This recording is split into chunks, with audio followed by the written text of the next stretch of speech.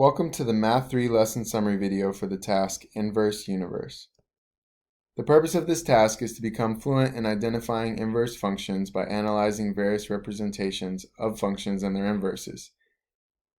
For this task, you'll need cards provided by your teacher. If you don't have those cards yet, you'll need to first get them before you watch this video.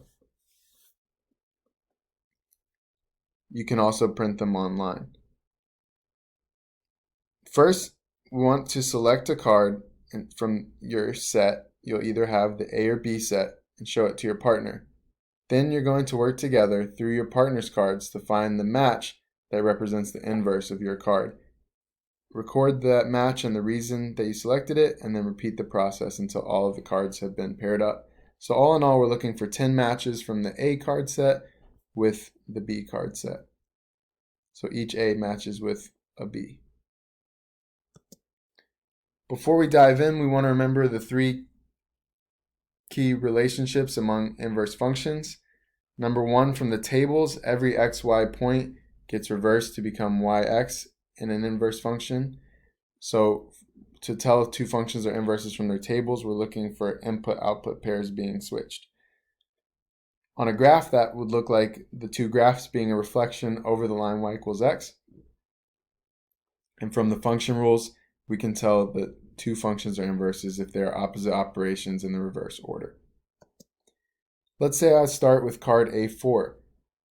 Graphically speaking, I would be looking for this blue graph, which is a reflection of card A4 over the line y equals x.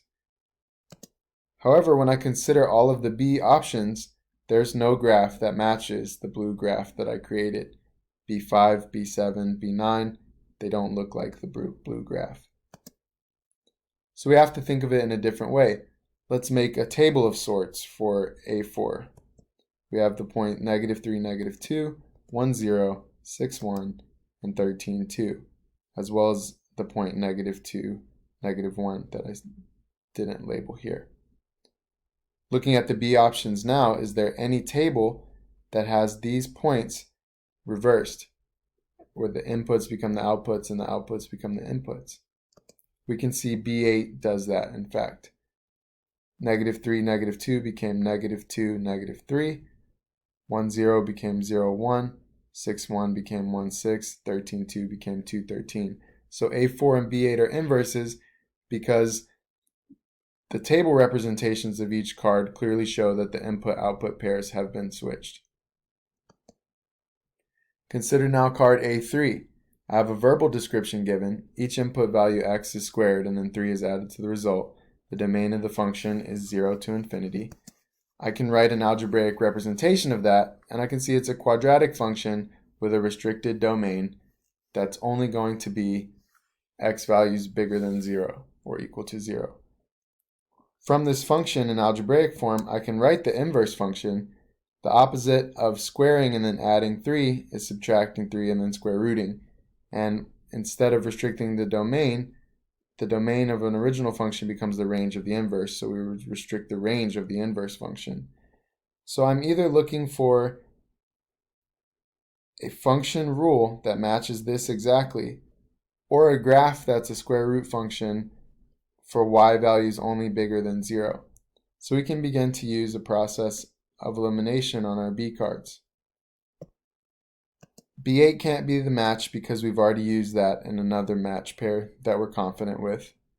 B1 is not a match because that's the incorrect function rule. Doesn't match what we just stated.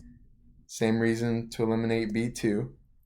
We know the inverse function is a square root function, so B3 is eliminated because that is a linear function that's being described. B4 can be eliminated because it has negative y values that we know can't happen based on our restricted range for the inverse function that we just created. B5 can't be a match for the same reason due to its negative y values on the graph. That leaves B6, B7, B9, and B10 as possibilities. And as we look further at B6, we can see that is the inverse function.